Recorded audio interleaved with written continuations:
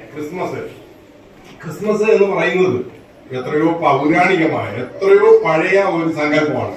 കുട്ടികള് എന്താണ് ക്രിസ്മസ് എന്ന് പറഞ്ഞു കഴിഞ്ഞാൽ കാലം തെറ്റാതെ ഡിസംബർ മാസം വരുന്ന ഒരു ആഘോഷമാണ്. അതിന്റെ പുറകിൽ വലിയ ഒരു സംഭവമുണ്ട്, ഒരു യാഥാർത്ഥ്യമുണ്ട്, അല്ലെങ്കിൽ ഒരു കഥയുണ്ട്. എപ്പോഴും യേശു സംസാരിക്കുന്നത് വളരെ പതുക്കെയാണ്, പക്ഷെ ആ പതുങ്ങിയ ശബ്ദം വലിയ വിളംബരങ്ങളായിരുന്നു, അല്ലെങ്കിൽ വളരെ ഒരുപാട് മുഴക്കങ്ങളുള്ളതായിരുന്നു.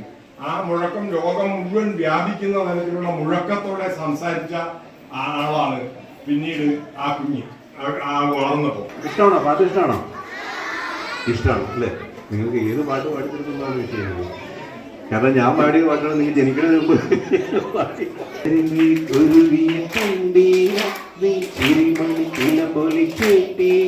നീ പണ്ടേ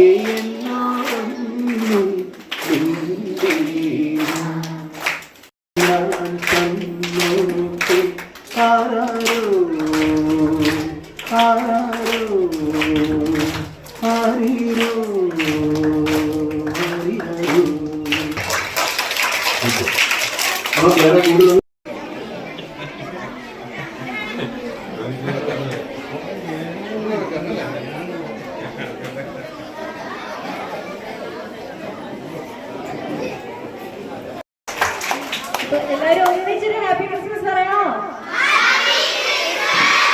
ഓക്കെ, താങ്ക് യു. എല്ലാവർക്കും ഗുഡ് മോർണിംഗ്. എനിക്ക് ഈ ക്ലാസ് വളരെയധികം ഇഷ്ടപ്പെട്ടു. ഇത്രയും നല്ലൊരു സിനിമ കാണിച്ചതിന് എല്ലാവർക്കും നന്ദിയുണ്ട്.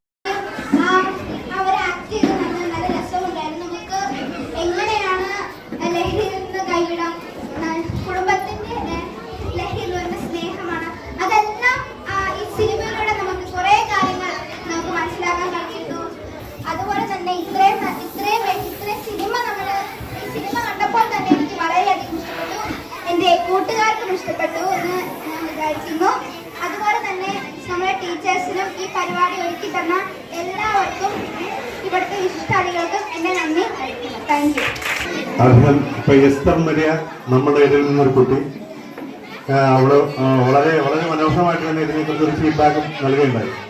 പിന്നെ മുതിർന്നവര് ശരിക്കും നമ്മളിനി മാതൃകയാക്കേണ്ടത് കുഞ്ഞുങ്ങൾ എന്ത് പറയുന്നു അതിൽ നിന്ന് നമ്മൾ ഓരോ കാര്യങ്ങൾ ഉൾക്കൊണ്ടത് അതിനെ മാതൃകയാക്കി നമ്മൾ മുമ്പോട്ട് പോകും.